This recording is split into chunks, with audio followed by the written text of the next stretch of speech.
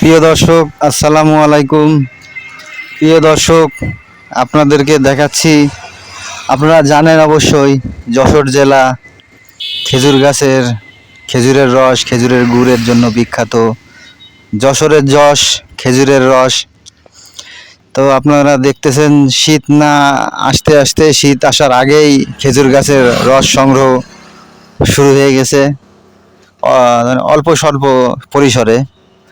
এটা আমি দেখাচ্ছি ঝিকরগাছা উপজেলা, বাঁকড়া যেতে আপনার বল্লা বাজার, তার আশপাশে এলাকা। এ দর্শক দেখতেছেন যে খেজুরের রস প্লাস্টিকের বোতল কেটে সামান্য অল্প পরিসরে সংগ্রহ করার চেষ্টা, সেটা আপনাদেরকে তুলে ধরে দেখানোর চেষ্টা করছি। প্রিয় দর্শক, ভালো থাকুন, সুস্থ থাকুন, দেখতে থাকুন, যশোর টুডের সাথেই থাকুন।